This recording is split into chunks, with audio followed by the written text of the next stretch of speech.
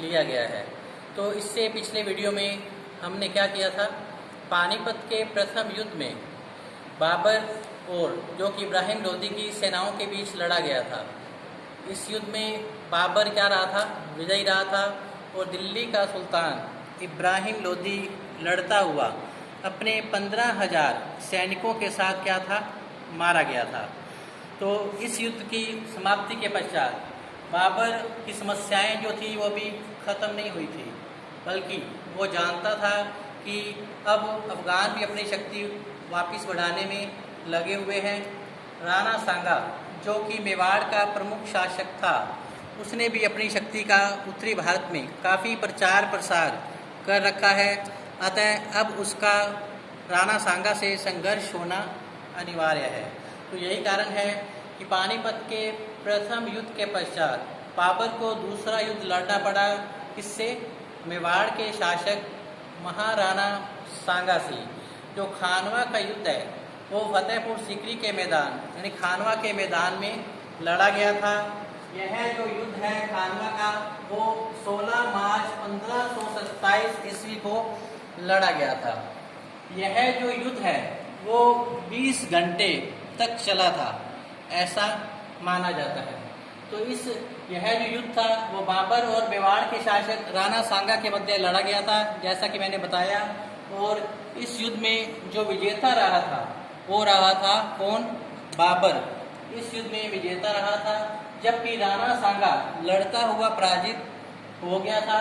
और इसके अचानक उसकी आंख, राणा सांगा की आंख में तीर लग गया था और वो घायल हो गया था। उसके जो सेनापति थे वो राणा सांगा को सुरक्षित युद्ध स्थल से बाहर ले गए थे। तो इसके बाद झाला और अज्जा ने राजकीय चिन्ह धारण कर वीरतापूर्वक बाबर का सामना किया, लेकिन ये दोनों लड़ते हुए वीर गति को प्राप्त हुए और बाबर ने क्या कर लिया, मेवाड़ पर अपना एकाधिकार स्थापित कर लिया था। तो बाबर ने जो यह युद्ध है वो अपने कुशल सैन्य संगठन से और तुलगमा पत्ती से और अपनी तोपों की मदद से इस युद्ध में विजय प्राप्त की थी। तो बाबर ने इस युद्ध में जिहाद का नारा दिया, यानी इस युद्ध को धर्म युद्ध का नारा दिया। और इस प्रकार बाबर ने अपने कुशल सैन्य संगठन से, तुलगमा युद्ध पत्ती से और अपने तोपों की मदद से बाबर इस युद्ध में क्या रहा, विजयी रहा था। तो तुलगमा पत्ती जो थी बाबर के द्वारा अपनाई गई थी, जिसके कारण उसे काफ़ी सफलता हासिल हुई थी युद्धों में। तो इस युद्ध में मलिक कासिम और मुनीफ अतका जो थे इस युद्ध के क्या थे, नेतृत्व करता थे। जैसा कि बाबर एक कुशल सेना नायक था, अतः उसने तुलगमा पत्ती का अच्छा प्रयोग किया था। तो इसमें क्या था, इसके अंतर्गत बाबर ने क्या किया, उसने 700 गाड़ियों को पंक्तियों में सैनिकों के आगे लगा दिया। उसके बीच में सैनिकों के आने जाने के लिए जगह छोड़ दी गई थी। वह अपने साथ 700 तोपें भी लाया था। उसने इसका अच्छा प्रयोग भी किया। उस्ताद अली को बाबर ने दाहिने ओर तथा मुस्तफ़ा को बाहिने ओर खड़ा किया गया। केंद्र में बाबर स्वयं रहा था। तुलगमा पत्ती के अंतर्गत केंद्र में बाबर स्वयं रहा था। उसने अपनी सेना के दाहिने अंग को कटे वृक्षों से तथा मिट्टी की दीवारों से क्या कर दिया था, सुरक्षित कर दिया था। तो यही पत्ती जो थी बाबर की तुलगमा पत्ती कहलाती है, जिसके बल पर बाबर ने खानवा के युद्ध में क्या प्राप्त की, विजय प्राप्त की। और मेवाड़ का शासक राणा सांगा लड़ता हुआ पराजित हुआ, घायल हो गया और उसकी आंख में तीर लग गया था। तो इस प्रकार बाबर ने अपने कुशल नेतृत्व से इस युद्ध में विजय प्राप्त की, जबकि मेवाड़ की जो सेना थी वो नेतृत्वहीन हो गई थी एक तरह से। अतः खलबली मच गई और बाबर ने जिहाद का नारा देकर इस युद्ध में विजय प्राप्त कर ली थी। तो आइए अब हम चलते हैं कि ऐसे कौन से कारण थे जो खानवा के युद्ध के लिए उत्तरदायी ठहराए जाते हैं। तो इस युद्ध का जो पहला कारण था वो था बाबर द्वारा राणा सांगा पर वचन भंग का आरोप लगाना। बाबर द्वारा राणा सांगा पर वचन भंग का आरोप लगाना इस युद्ध का जो था मुख्य कारण था। तो इसमें क्या था कि बाबर, इस युद्ध का जो मुख्य कारण था वो इस प्रकार है। बाबर ने राणा सांगा, जो बाबर था वो राणा सांगा से काफी नाराज था, क्योंकि उसने अपने वचन का पालन नहीं किया था। ऐसा बाबर ने कहा था कि बाबरनामा में बाबर लिखता है कि जब हम काबुल में थे तो राणा सांगा ने अपना एक राजदूत हमारे पास भिजवाया और उसके द्वारा हमें कहलवा भेजा कि जब हम दिल्ली पर आक्रमण करेंगे तो वह स्वयं आगरा पर धावा बोलेगा और जीतकर हमें दे देगा। लेकिन हमने दिल्ली पर आक्रमण कर इब्राहिम लोदी को युद्ध में पराजित भी कर दिया, लेकिन वो जो काफी है अभी तक वापस लौटकर भी नहीं आया। अतः बाबर इस कारण से क्या था, राणा सांगा से नाराज था। अतः राणा सांगा द्वारा समझौते का पालन नहीं किए जाने से बाबर का उससे नाराज होना स्वाभाविक ही था। अतः जो बाबर था वो राणा सांगा को दंडित करना चाहता था। दूसरा जो कारण है वो है राणा सांगा द्वारा बाबर पर वचन भंग का आरोप लगाना। जैसा कि दोनों ही पक्षों ने एक दूसरे पर वचन भंग का आरोप लगाया, पहले बाबर ने लगाया, उसके बाद राणा सांगा ने भी बाबर पर वचन भंग का आरोप लगाया। और राणा सांगा का क्या कहना था कि राणा सांगा जो था एक वीर योद्धा था, कुशल सेनापति था, उसने एक शक्तिशाली सेना का गठन भी कर रखा था। अतः वो बाबर के बढ़ते प्रभाव से संतुष्ट नहीं था। तो राणा सांगा ने बाबर पर आरोप लगाया कि खानवा के युद्ध में, पानीपत के युद्ध में राणा सांगा ने बाबर का साथ दिया था और कालपी, धौलपुर, बयाना आदि राज्यों पर विजय प्राप्त की थी। समझौते के अनुसार ये प्रदेश राणा सांगा को दिए जाने थे, जबकि समय आने पर राणा जो सांगा था, समय आने पर जो बाबर था वो अपने वचनों से मुकर गया। अतः इस कारण दोनों पक्षों में क्या हो गया, संघर्ष छिड़ने की संभावना बढ़ गई थी। क्योंकि जैसा कि समझौते के अनुसार ये जो प्रदेश थे, कौन से, कालपी, धौलपुर, बयाना, ये जो प्रदेश थे राणा सांगा को दिए जाने थे, लेकिन समय आने पर बाबर अपने वचनों से मुकर चुका था। अतः इस बात को लेकर दोनों पक्षों के बीच जो शत्रुता बढ़ती चली गई और युद्ध की जो परिस्थितियां थी वो उत्पन्न होने लगी। नेक्स्ट है राणा सांगा की महत्वाकांक्षा। राणा सांगा जो कि मेवाड़ का प्रमुख शासक था, इसने अपनी वीरता की धाक समस्त उत्तरी भारत में स्थापित कर रखी थी। अतः वो अपना साम्राज्य विस्तार करने में लगा हुआ था। राणा सांगा ने एक शक्तिशाली सेना का गठन भी कर रखा था और वह दिल्ली पर अधिकार करके उत्तरी भारत में हिंदू साम्राज्य स्थापित करना चाह रहा था।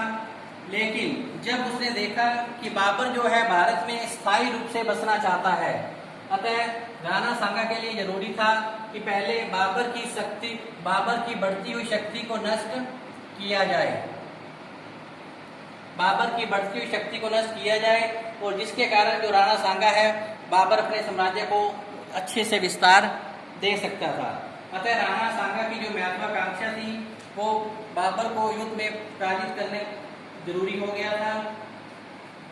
अतः राणा सांगा ने बाबर को भारत से बाहर खदेड़ने का निश्चय कर लिया था। नेक्स्ट है अफगानों व राजपूतों में गठबंधन होना। अफगानों व राजपूतों में गठबंधन होना। तो इससे पूर्व क्या था, बाबर ने जब ये देखा कि अफगानों और राजपूतों में क्या हो रहा है, मित्रता पूर्ण संबंध कायम हो रहे हैं, अगर ऐसा हो जाता है तो उसका भारत में टिके रहना असंभव हो जाएगा। अतः जब बाबर ने देखा कि महमूद लोधी जो कि इब्राहिम लोधी का भाई था, दूसरी ओर हसन खां मेवाती ये जो था अफगान सरदार था, ये दोनों ही राणा सांगा के पक्ष में जा मिले थे, जिससे बाबर को क्या हुई, चिंता हुई कि अगर ऐसा हो गया तो मेरा भारत में टिके रहना मुश्किल हो जाएगा। अतः बाबर ने राणा सांगा की शक्ति को नष्ट करने का निश्चय कर लिया। यही कारण है कि दोनों पक्षों के बीच जो तनाव बढ़ गया था और युद्ध की जो परिस्थितियां हैं वो बनने लग गई थी। नेक्स्ट है धार्मिक विभेद, अर्थात बाबर ने इस युद्ध में विजय प्राप्त करने के लिए सैनिकों को जिहाद का नारा दिया और इसे एक धर्म युद्ध घोषित किया। बाबर जो कि इस्लाम धर्म का कट्टर समर्थक था, तो दूसरी ओर जो राणा सांगा था वो हिंदू धर्म का कट्टर समर्थक था। अतः दोनों ही पक्ष अपने अपने धर्म का प्रचार प्रसार करना चाहते थे। राणा सांगा हिंदू धर्म को प्रसारित करना चाह रहा था, तो दूसरी ओर जो बाबर था वो इस्लाम धर्म को प्रचार प्रसार करने में ठान ली थी। अतः धार्मिक दृष्टिकोण के कारण भी दोनों पक्षों के बीच तनाव बढ़ गया था और युद्ध की जो परिस्थितियां थी वो बनने लग गई थी। तो इस प्रकार दोनों पक्ष आपस में किसी न किसी बात को लेकर नाराज थे। अतः संभावना बनी युद्ध की और खानवा के मैदान में यह युद्ध लड़ा गया। इसमें बाबर अपने तोपों की मदद से तुलगमा युद्ध पत्ती की मदद से क्या रहा, विजेता घोषित हो जाता है। तो आइए चलते हैं इस युद्ध की क्या घटनाएं थी। तो आइए अब हम देखते हैं खानवा युद्ध की क्या घटनाएं थी। तो खानवा युद्ध की घटनाएं कुछ इस प्रकार थी। तो राणा सांगा ने क्या किया था, बयाना के दुर्ग पर अधिकार कर लिया। अतः बाबर ने मुगल सेना बयाना के दुर्ग पर अधिकार करने के लिए भेज दी गई, परंतु बाबर के सैनिक इसमें सफल नहीं हो पाए। बयाना से भागे हुए मुगल सैनिकों ने राजपूतों की वीरता की काफी प्रशंसा की, जिससे कि बाबर की सेना में एक आतंक सा फैल गया था।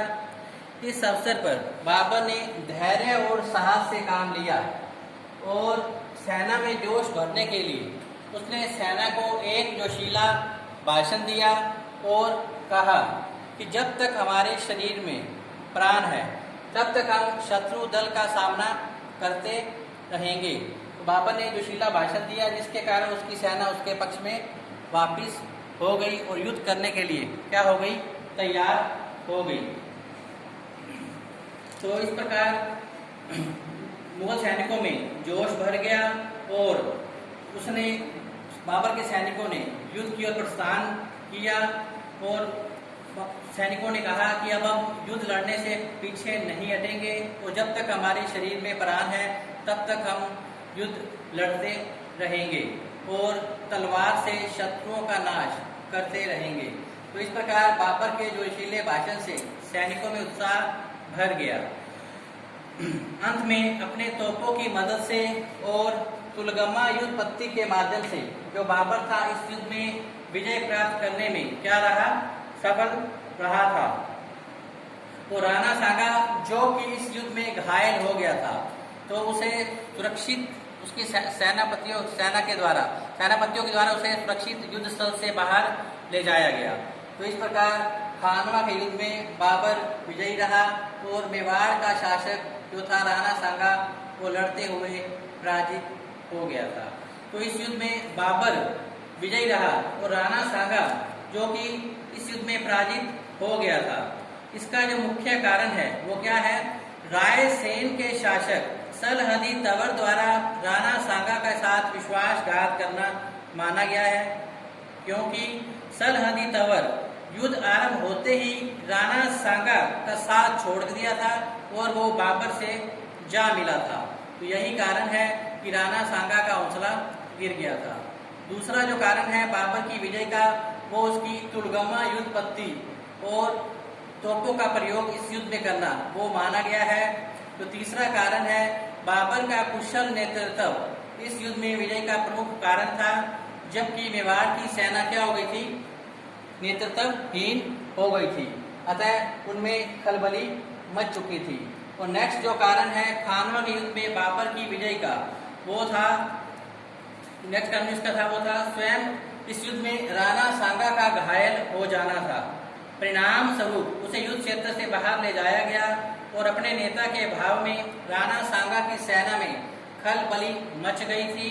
परिणाम स्वरूप बाबर की सेना इस युद्ध में विजय प्राप्त करने में सफल रही चूंकि झाला और अज्जा ने राजकीय चिन्ह धारण कर इस युद्ध का नेतृत्व किया था और वीरता पूर्वक मुगल सैनिकों से वो लड़े भी, लेकिन लड़ते हुए वो भी वीर गति को प्राप्त हुए। और इस प्रकार बाबर ने अपने कुशल सैन्य संगठन से और कुशल नेतृत्व से इस युद्ध में विजय प्राप्त करने में बाबर क्या रहा, सफल रहा। तो आइए अब हम चलते हैं खानवा के युद्ध के क्या परिणाम रहे, उसके बारे में संक्षेप में थोड़ी जानकारी प्राप्त करते हैं कि खानवा के युद्ध के क्या परिणाम रहे। फर्स्ट है मुगल साम्राज्य का दृढ़ता पूर्वक स्थापित होना, जो कि खानवा के युद्ध का सबसे प्रमुख और सर्वोत्तम परिणाम माना गया है। क्योंकि पानीपत के प्रथम युद्ध ने बाबर ने क्या किया था, दिल्ली में मुगल शासन की नींव जो रखी थी, तो खानवा के युद्ध में यह जो नींव थी वो क्या होगी, और मजबूत स्थापित हुई। और इस प्रकार बाबर ने खानवा के युद्ध में विजय प्राप्त कर मुगल साम्राज्य को भारत में दृढ़ता से अर्थात मजबूती से स्थापित कर लिया था। नेक्स्ट है राजपूतों को भीषण क्षति या आघात पहुंचना। तो इस युद्ध में पराजित होने के पश्चात क्या हुआ था, इस युद्ध में पराजित होने के पश्चात खानवा के युद्ध में राजपूतों को काफी भारी क्षति उठानी पड़ी। इस युद्ध में उनके अनेक सेनापति और सैनिक मारे गए, जिसमें हसन खां मेवाती, रायमल राठौड़, दलपत राव, झाला आदि प्रमुख थे। नेक्स्ट है मेवाड़ की प्रतिष्ठा को प्रबल आघात। इस युद्ध का जो तीसरा परिणाम था, मेवाड़ की प्रतिष्ठा को प्रबल आघात पहुंचना। तो खानवा के युद्ध के परिणाम स्वरूप मेवाड़ की प्रतिष्ठा को प्रबल आघात पहुंचा, क्योंकि इस युद्ध में मुगलों की प्रतिष्ठा काफी बढ़ गई थी। कारण ये था कि बाबर इस युद्ध में विजयी रहा था। नेक्स्ट है बाबर के जीवन में महत्वपूर्ण परिवर्तन। जो इस युद्ध का चौथा परिणाम है वो नेक्स्ट बाबर के जीवन में महत्वपूर्ण परिवर्तन होना। तो इस युद्ध के परिणाम स्वरूप बाबर के जीवन में महत्वपूर्ण परिवर्तन हुए। अब बाबर को भाग्य की खोज में भटकने के जो दिन थे वो क्या हो गए थे, अब समाप्त हो गए थे। अतः इस युद्ध के बाद बाबर के जीवन में काफी महत्वपूर्ण परिवर्तन आया और वो हिंदुस्तान का बादशाह बन गया था। खानवा के युद्ध में विजेता होने के पश्चात ही बाबर ने गाजी की उपाधि धारण की थी। नेक्स्ट है राजपूतों की शक्ति को प्रबल आघात पहुंचना। तो खानवा के युद्ध का जो नेक्स्ट परिणाम है 5 नंबर, राजपूतों की शक्ति को प्रबल आघात पहुंचना, क्योंकि अब राजपूत लोग उत्तरी भारत में अपना साम्राज्य स्थापित करने की स्थिति में नहीं रहे, क्योंकि जो राजपूत थे वो खानवा के युद्ध में बाबर के हाथों पराजित हो चुके थे। अतः उनकी शक्ति और प्रतिष्ठा और सत्ता को प्रबल आघात पहुंचा था। नेक्स्ट है इसका जो अंतिम परिणाम है वो है बाबर की शक्ति का आकर्षण जो केंद्र था वो अब काबुल से हटकर हिंदुस्तान हो गया था। तो सबसे महत्वपूर्ण और राजनीतिक परिणाम इसका यही था कि इस युद्ध के बाद बाबर की शक्ति का जो आकर्षण केंद्र था वो काबुल से हटकर हिंदुस्तान हो गया था। तो इस प्रकार खानवा के युद्ध के परिणाम जो यहीं पर समाप्त होते हैं। अब आइए अब हम चलते हैं बाबर द्वारा लड़ा गया तीसरा युद्ध, चंदेरी का युद्ध, जो कि 29 जनवरी 1528 को लड़ा गया था। तो आइए अब हम चलते हैं बाबर द्वारा लड़े गए तीसरे युद्ध अर्थात चंदेरी का युद्ध, जो कि लड़ा गया था बाबर और मैदिनी राय के मध्य लड़ा गया था। जो मैदिनी राय है वो चंदेरी का शासक है। तो यह जो युद्ध था 29 जनवरी 1528 को लड़ा गया था। इस युद्ध में भी बाबर विजयी रहा था और मैदिनी राय लड़ता हुआ पराजित हो गया था और राजपूत स्त्रियों ने जैसा कि जोहर कर दिया था। हुआ क्या था कि मैदिनी राय ने खानवा के युद्ध में राणा सांगा का साथ दिया था।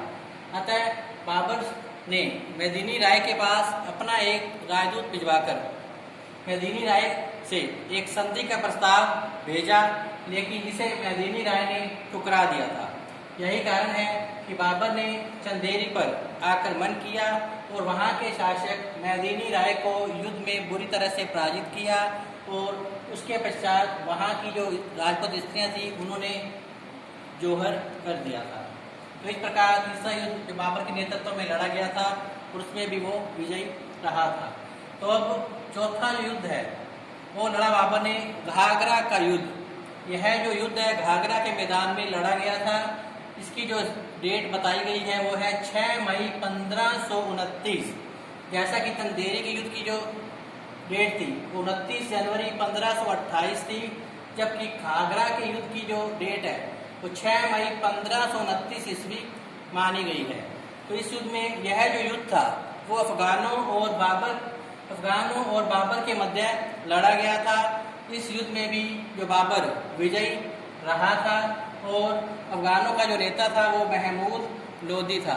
तो चंदेरी के युद्ध के बाद बाबर ने बची हुई अफगानों की शक्ति को नष्ट करने का निश्चय कर लिया था। अतः उसने 6 मई 1529 को घाघरा के मैदान में अफगानों को बुरी तरह से पराजित किया और इस प्रकार बाबर इस युद्ध में भी सफलता प्राप्त कर लेता है।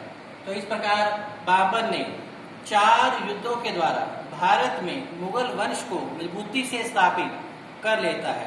प्रथम पानीपत का प्रथम युद्ध, दूसरा खानवा का युद्ध, तीसरा चंदेरी का युद्ध और चौथा और अंतिम युद्ध था घाघरा का युद्ध। इन 4 युद्धों में विजयी रहकर बाबर भारत में मुगल वंश को स्थापित कर लेता है। परंतु 26 दिसंबर 1530 को बाबर के स्वास्थ्य गिरने के पश्चात क्या हो जाती है, मृत्यु हो जाती है। और बाबर की मृत्यु के पश्चात दिल्ली का जो नया बादशाह है वो हुमायूं को घोषित किया जाता है। तो इस प्रकार यह जो टॉपिक है बाबर द्वारा लड़े गए विभिन्न युद्ध वो यहीं समाप्त हो रहे हैं। इसके अलावा बाबर ने बाबरनामा एक ग्रंथ भी लिखा था। यह जो ग्रंथ है तुर्की भाषा में लिखा गया था और बाद में इसका फारसी भाषा में भी 2 बार अनुवाद किया गया था। इस ग्रंथ में बाबर ने तत्कालीन समाज की राजनीतिक, सामाजिक और धार्मिक आर्थिक दशा के बारे में जानकारी मिलती है और बाबर ने अपनी आत्मकथा में अपने जीवन का पूरा जो विवरण है बड़ी सच्चाई और निष्पक्षता पूर्ण इसमें वर्णन किया गया है। भाषा शैली और तथ्यों की दृष्टि से इसका विशेष महत्व है। यह जो ग्रंथ है ऐतिहासिक दृष्टि से काफ़ी महत्वपूर्ण भी माना गया है और इस ग्रंथ में तत्कालीन समाज की और प्राकृतिक दशा के बारे में भी ज्ञान अच्छी प्रकार से दिया गया है। तो इस प्रकार आज का टॉपिक हमारा यहीं समाप्त होता है। कल फिर मिलेंगे एक नए टॉपिक के साथ।